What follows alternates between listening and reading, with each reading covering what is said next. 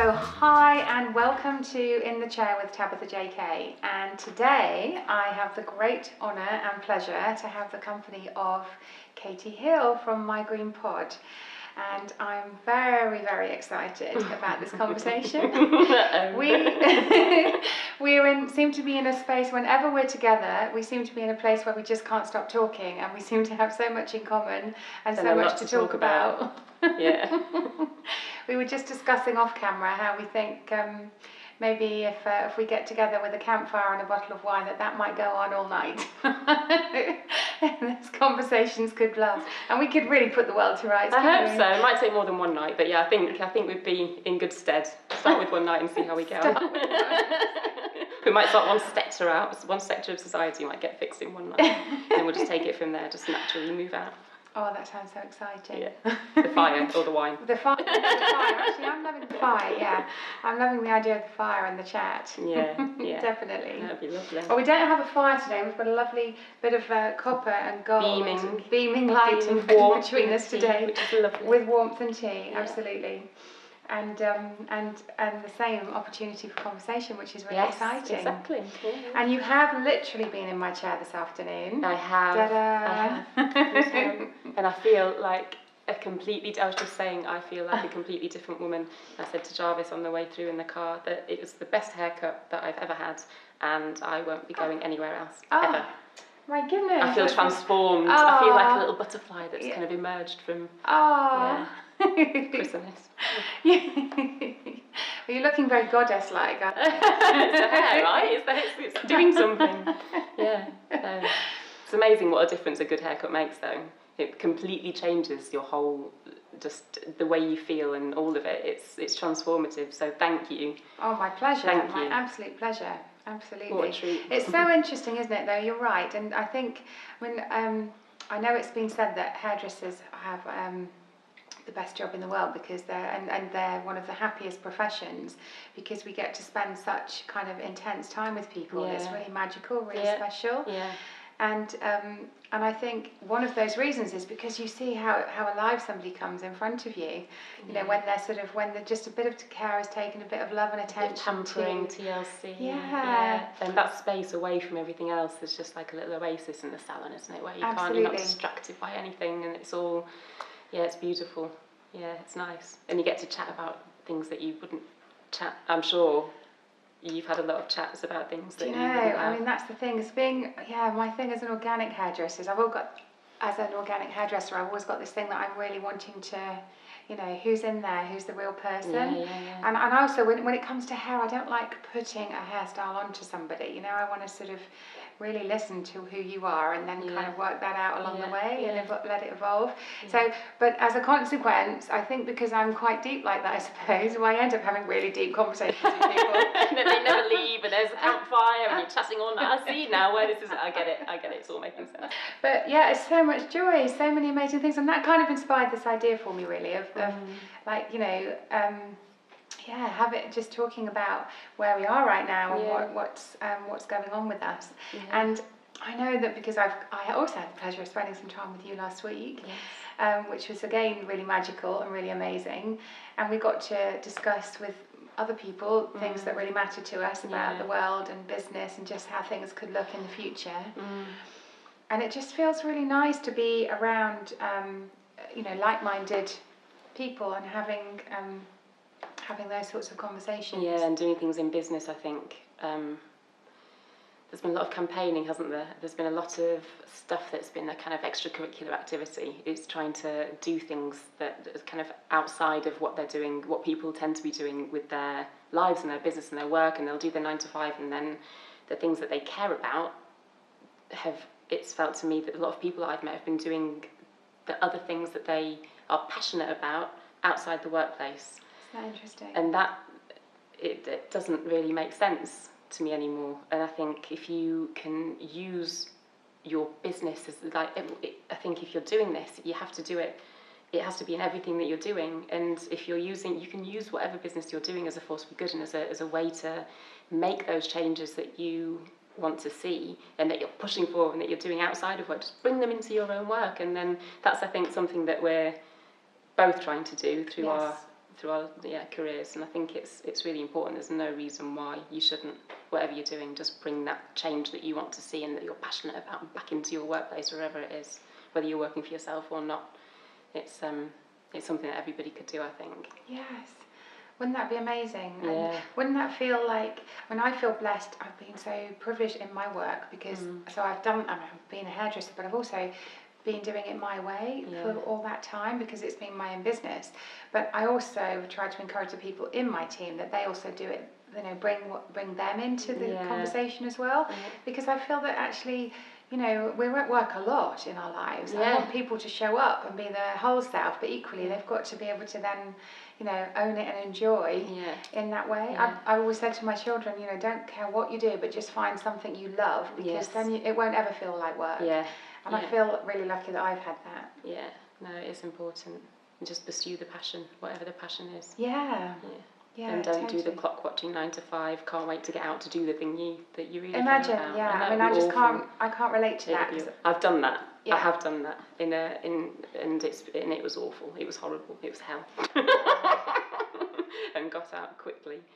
But you learn things in that as well. You learn what you don't want to do. You learn what that feels like. Yes. And, you know, that's when you've got stories to tell your kids, isn't it, about stuff that this, you know, it could be like this. Yes.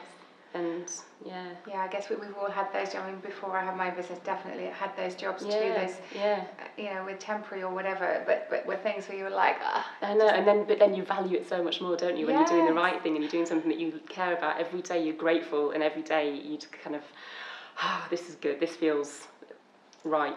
Yeah, most definitely. And feel lucky for it. But you're in a different place right now, of course, because she's not on set right now because she fell asleep, but we were all set to have the beautiful Vivian on set today. Yeah, she'll be in, I'm sure, at some point. She'll just wander in. So as and when. She's tell us a bit more about that. So she is she's 2.5, and she's not at nursery or anything yet. So I'm with her all day, and then if I'm doing business meetings or anything, she comes because she's part of. We have a family business, and she's just with us all the time. So amazing. Well, it feels like the right thing to do. It's important that she's a part of it. We're doing this in a sense, you know, partly because, you know, it's her future. It's the future generations, isn't it, that we're all doing this for, and the health of the environment, the planet, all of it, and it all comes down to the future. So it feels important to have her very involved in it, and she's very easygoing. She's a very fun, good girl to have around. So she's not kind of. She's magnetising. She's infectious. You know, sort of being around her energy really draws you in, and she apart from the fact she's the cutest little child you've seen. I'm biased, so I'm going to keep my mouth shut. You're allowed to be. She's been great. Yeah, she just, and I think there's something really lovely about bringing your, you know, showing up as a family and having. Well, that's it. That's how it is for us. That's it. That's the truth of what we are, and that's where we are. And when Jarvis does all of he does the client-facing stuff, so it's important that he's on the phone between 9 and 5 when he's speaking to clients and he's talking to other businesses. Yeah. For me, because I'm writing, it's actually better for me if I work at night when it's quiet, there are no distractions, I'm not thinking about what to make for dinner, I'm not thinking about the washing, I'm not thinking about mopping whatever might be on the floor that I really don't want to think about at this moment, but there's nothing else to think about, and then I'm better if I can just shut off and just focus completely on one thing. I'm not great when I've got loads of different distractions going on. I like to really, and then just focus on it for however many hours it might be, and then come out of it and be like, oh, that's achieved. And then that's it, finished. And I can't. I'm better off doing that at night when she's asleep and there's nothing else going on. So that means I get the day, and I don't need to speak to clients in that time either. So it's good, and then I'll email it to them the next day or whatever. And then in the day I get to spend it with Vivi. Yes. So it's brilliant. It's wonderful. Do you see that as a model that could work in companies, in real life? I guess unless you've got not all, no, because you need to be on the phone to people, you need to catch people when they're at the desk, when they're in the office, because you've got those other jobs that we were just talking about. Oh, do you? I wonder. I don't know if we need it in future, depending on how far into the future we're looking. I don't know. I think we've got it wrong at the moment when women are competing for jobs and then they're worried about getting pregnant and then taking maternity leave and being out of the game for a couple of years and then trying to get back in again at the same level, and then in the meantime somebody that was at their same level has been promoted and then they can't catch up with that, or they have to take a step back or do something completely different. That doesn't feel right to me. It doesn't feel right to me that it's not acknowledged, and we have got it wrong for sure. Yeah. Whether everybody could work for themselves, it would be amazing. But what about not necessarily working for themselves? What about if women were able to work, sort of to be able to do some of their work at home, so that even if that were some days of the week where they could be at home during the day and then they worked through the evening. I mean, flexi hours and things like that have been around for a long time, haven't they? And because so much correspondence these days is, that we've got so much coming at us, haven't we, in terms of communications. Yeah. I think there is the level of expectation on reply times is changing. It's shifting. Ridiculous. It has to, because we can't keep up with instant. So, and as that's shifting, then maybe there's space in there for that, the shift of working more flexible hours that are just better for everybody. Yeah. And working away from the office. Working away from the office, but I think the other thing that's been really important to me has been separating the work from the mum. Yes. So I would hate to ever be in a situation where, and I have been in the situation and it's felt horrible. Yeah. And it's when I've had to get work done, and I've been with Vivi, and I've been kind of sitting on my computer, and she hasn't, and so my attention is just it's not fully on one or the other. One or the other, no. And it felt horrible as a mum.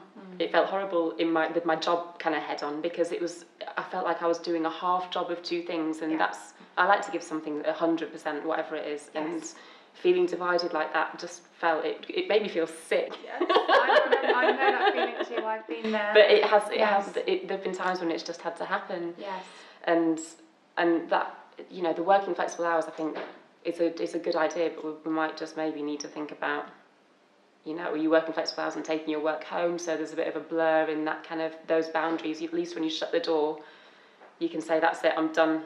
Work head off, mum head on, dad head on, whatever it is. Yeah. But when it's kind of you're sitting on your phone trying to answer emails quickly while your kid's talking to you and trying to have a conversation with you or show you something or engage with you, and you're like, that jars with me. Definitely. So yeah, but every family's different. Every parent's different. So it's what's right, isn't it? As long as you're spending time with your kids.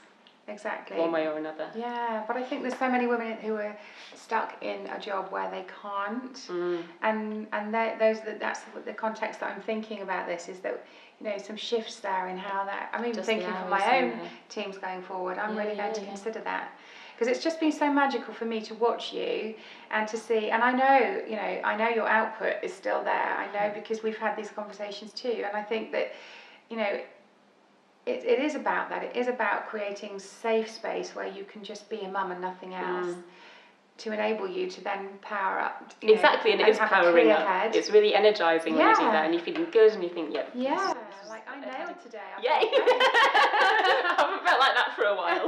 To me, success looks like having dinner on the table. Like that's pretty good. But then we're not talking about perfect either, is it? We have to work smart. That is what success looks like. If you've had a good day and you've had an enriching day and a beautiful time spent, lots of fun, lots of giggles, lots of bits of grass in your hair, that's all good. Yes. And then you're right, that powers you up. You just get re-energised for the next thing. Definitely. Yeah. Definitely. Yeah.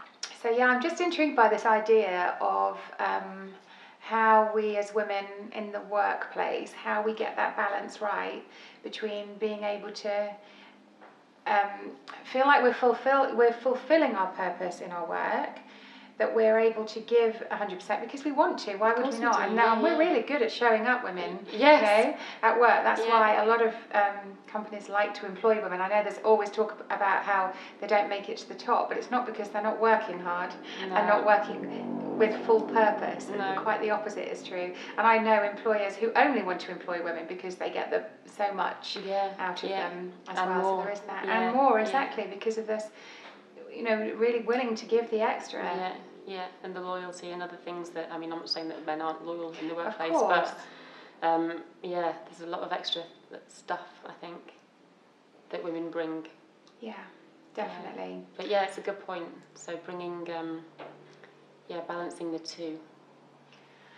And I think it's sort of, and then it's sort of the idea of that when we're having our mum time, I mean, how we do that for me. I mean, our sons now are 15 and 18, so they're kind of at a really grown-up stage, and they still really need me, and they need me to be around. And they will forever. They will, of course, exactly. I hope that never goes away. Yeah. But the way they need me is different now, of course. So it's quality rather than quantity. But I need to really show up for them, and in the times that they do need me, and that's often later in the day. So I can get my work done through the day now, and it's sort of later in the evening that they really want to connect. But that's perfect because then you get time for a family dinner and you get to sit down together and you get to just chat in the evening. That's really nice. Exactly. I think that's a really important time of the day anyway. Better than breakfast. Yeah. Better than breakfast when everybody's just woken up. And definitely with teenagers. I learned that one quickly. That was a rude awakening. Literally. Definitely. But of course, when you've got little ones, it's a whole different thing. I mean, we need to think about that, don't we? We need to make that realistic. That space in the week to be able to have time with little ones earlier in the day. Why couldn't working hours be sort of worked around that later sometimes as well? Yeah, I mean, it's not impossible. No, it really isn't. There's no reason we've got this thing in our heads that we need to be at a desk between 9. I don't even know where that came from, but we've got it absolutely ingrained in us that 9 to 5 wasn't that meant to be so that it enabled family? But that was at a time when women didn't go to work. That's come out of the 50s, hasn't it? Yeah. When women were in the home, well, sure, 9 to 5 works then because Dad comes home to be part of the family. Yeah. But how can we do that now? We can't. We need to shift that around to make the whole thing start to sit differently. The pieces move differently. Yeah.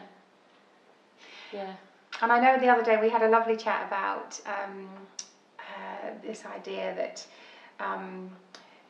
where you get if as mothers and we're giving out in all these different directions in our work and in our family and not necessarily in that order. How are we fed? Whatever it is that is our thing. So whether that's a yoga practice or whether that's some sort of spiritual practice or whatever that might be, to have some time to feel that you're being nourished and fed so that you can do what you do. Yeah. You had a lovely story on that. Well, I again, it's one of those things, isn't it? Everybody is different, and sometimes I know some mums who have felt that they needed time to themselves so that they could operate better as a mum when they come back to their kids. So they need that space away from everything and just to go off and do their to go and do a yoga class or do Pilates or do something to recenter themselves, reground themselves. And I can completely understand that kind of hunger for that, just so that you've got something that centers you. I'm not sure whether that needs to be decompartmentalized. I don't know if you need to box that off as this thing that you do that's outside of your family. Yeah. And that is a kind of strict, because I mean, I'm awful with routines, I'm awful with schedules, I can't really stick to them. I feel like days change, moods change, energy levels change, the weather changes. Like, if I don't know what's going to happen tomorrow, and I haven't got a set plan for what's going to happen tomorrow, and if I knew that I had to be at this class for this time, I think it would make me probably feel a bit bonkers. But some people do need to do that. But I think there's a way of, you can engage on that level with your kids. I engage on that level with Vivi. I go outside with her for long walks with her and go down to the sea. And you live in Brighton? We live in Brighton, yeah. So we've got a lot of lovely things on our doorstep. Yeah. But that's what grounds me, because there's such purity in that relationship, and there's such joy in that relationship, and there's such honesty, and it's just so natural, and it's so unpolluted by anything else. There's just this kind of relationship, and that is a grounding relationship and a grounding energy to just Definitely. be that in that moment with her. I find is, and it's a share, like, I think a lot of people could experience that if they brought that which is a requirement. You need to feel centered and balanced and strong to do whatever amazing work everybody's doing, but you need the energy for that, and if you can somehow get the required energy from that, then it's a kind of, it's win-win, isn't it? Yes, it would be brilliant. Definitely. And I think it's possible. Yes. It might just need a bit more kind of, I don't know, just a bit of rethinking, possibly. But getting just something as simple as getting outside with your kids. Yeah. You know, there's so many distractions that keep us inside. Yeah. But actually just get them out and just spend quality time and see what shows up. Yeah, you know, exactly. Out in nature, and amazing what they start to notice, what they start to want to do. And what you notice as well, what you notice is with your eyes that are kind of just tuned into all sorts of different things, and then they bring your attention to these other things. It's like, oh, amazing. Yes. And it's a completely different, it's like learning everything again. You're so good at that, Katie, though. I really watched you, and because Vivi was with us, and it was just so beautiful to see how, you know, you're treating her like just a fellow human being, and she's, you know, an equal being. Yeah, of course, yeah. Which of course she is, but you're not treating her like a little baby. No. Do you know what I mean? But in doing so, then she is this beautiful being that's just having this shared experience with you, and you're both just feeding. It's like, which one's so the kids? Much. Which one's the... No, it's not even that. It's just so beautiful watching. It's just like you're just learning life all over again through her experience in doing that, aren't you? Being so open to that. Yeah, because it's the best gift you can get, isn't it? It's the most beautiful thing, and it's just this new person arrives, and it's like, oh, hi. And then for a while it's kind of, you have the baby, and it's like, oh, okay, right, you need a lot of stuff, and you need a lot of time, you need a lot of, okay.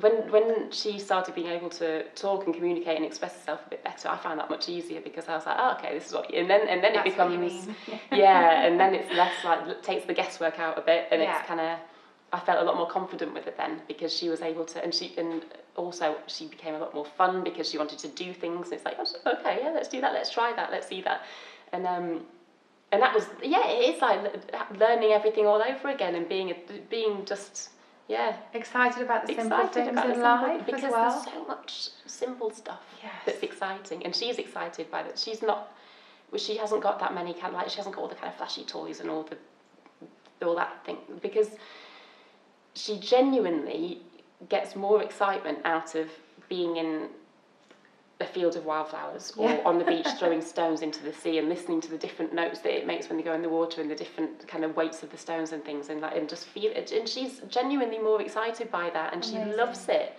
And I do, and I don't want to be a mum who's sitting around going, oh my God, I've got this kid to entertain, I've got to do this flashing thing again, and it's driving me mad. But I don't want to be that mum, and I don't want her, like, I want to be having fun with her. Yes. And I want her to be having you're fun. You're definitely achieving that. Oh, yeah. I think I'm having a lovely time. I'd have 50 of them if I could. Actually, I would. It's so magical. It's so magical to see. And it reminds me, it's a long time now since mine were that small, but even when I did that too, definitely, and I just loved being in nature with them, because, and you know, I have boys, so they'd find sticks. When I'd try and keep things away from them, I was like, well, but they find their own sticks and swords and guns, and they just stop just reenacting all this stuff. It's like, where is that coming from? You haven't even seen that. Like, there's some innate genetic thing somewhere, way back, goes back to the prehistoric.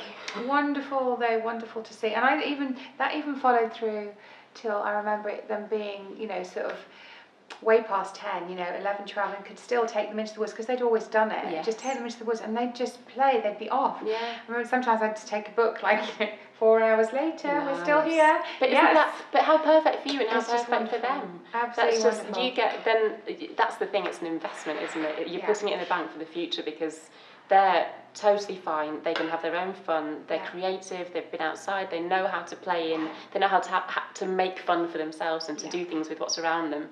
And what a brilliant gift that's given to them. And what a lovely gift that you've got back, that you don't have to have all these props and a car full of stuff every time you go anywhere, because they're just cool with whatever's there, and they can have they can make their own fun out of it. Exactly. And then you get to just have a nice, read a book before hours. Exactly. And inevitably they get to be like teenagers, and they go off that a little bit, and there's other things that become important, and relationships and friendships and stuff, but it's still there therefore. It's still it'll be written into it's hardwired into them, isn't it? And that's such a precious thing that you've given them. It's so important. Yeah, I think so too. Yeah. And my 18-year-old, he'll kill me for saying this on camera now, but he one of the loveliest things he said to me recently was that he's been doing a lot of camping outside under the stars, and it's so cool, Mum, because when we're there, we're just all together and nobody's on their phones. Nobody cares about talking to the people that aren't there. We're just hanging out with the people that are. That was a massive thing. And that's what he's doing. And but that was such a big thing, that because of course everybody's just talking through it's that distraction thing again, exactly. Isn't it? And 50% attention to the people who are actually there. So to have, but amazing that he's so aware that he cherishes those moments, because he values them, because that's authentic and that's honest, and that's I was like, a relationship. Big Mum smiling inside. Yeah, well done. My Sorry, Felix. So Katie, just tell me a little bit about My Green Pod. I'd love to hear more about that. Well, My Green Pod is a company that Jarvis and I co-founded. It's a media company, so we've got a website, we've got a print magazine that goes out quarterly with The Guardian, and there's also an awards, the P Awards, People in Environmental Achievement. And the website is all about, we're looking for the most conscious, ethical, sustainable, whatever you might want to call it, products in each sector. So we're only ever recommending one, and it's all about trying to make it easy for people, because I think a lot of people now they're ready. People are ready to start making more conscious choices about things. There's a lot more in the media about what other mainstream products contain that might be dangerous for the planet, dangerous for our own health, dangerous for kids, things like that. So people want answers, and we just want to make it as easy as possible for them to get answers. So we have got one product, there'll be one shampoo, one car, one energy provider, the whole lot across all sectors, so health and beauty, food and drink. And there's the one thing that we would say is the best choice that you can get. So it takes the hassle out of having to navigate all of the greenwash and all of these different logos, like which one do I look out for? It makes it as simple as possible to just go and make one switch. So say you think, okay, my shampoo's just run out, then you'll be looking for a more sustainable product, and then you can come to My Green Pod, look for the shampoo, and there'll be the one that we think is the best. Excellent. And then you can make that switch, and then the hope is that once you've made one switch, you will switch to another product, and then another product, another product, and then it's kind of just finding each person's entry point. So everybody has an entry point, of course, whether it's their car or their kids or their hair. And once you've kind of changed one thing and you've enjoyed it, it's been a nice, fun, easy experience, the hope is then that people will change more things. And they're open to, and they're open, exactly. Just more lifestyle changes. That's so cool. That's really, really cool. And the magazine is just about, well, it's not just about, it's about the amazing people, companies, campaigners behind a lot of these products and behind the businesses, how they've done why they're doing what they're doing, why they're different. And because everybody's got the most amazing story, people that are just real disruptors, they're disruptors of entire sectors, and they might have been doing this for 30 years, they might have been doing it for 2 years, but they're going out and they're like, this isn't good enough, I'm going to make it better.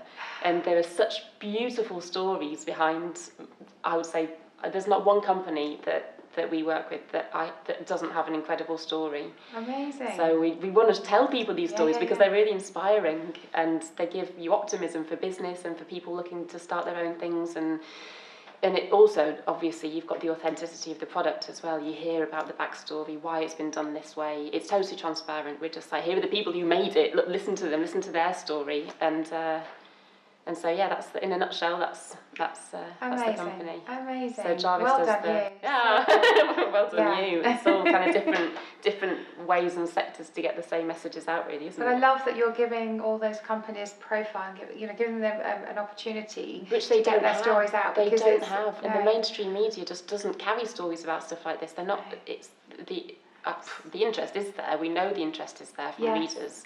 But it's also, there's advertising to think about. There's who you're going to upset if you get a story. If you run a story about this, is it going to upset the advertisers? The means of ownership's changed a lot, so it means that you've got these big players. Yeah, and there's a tug of war there with the content and what actually gets said and doesn't get said. Yeah. But for every awful story in the paper, there are thousands of positive stories, and so we just want to showcase, like you said, those people. Yes. Who are doing these brilliant things against the odds a lot of the time, fighting working really hard and doing really inspiring stuff. So just to give them a platform, really. Amazing. So Katie, this has been so cool. I knew it would be, and I know that I just desperately want to have more time with you. So I'm going to make that happen. I'll go and get the Kindle sorted.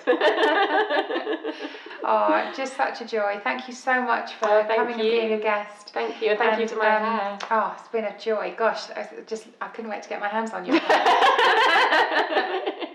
That's so cool. Thank you so much. Thank you.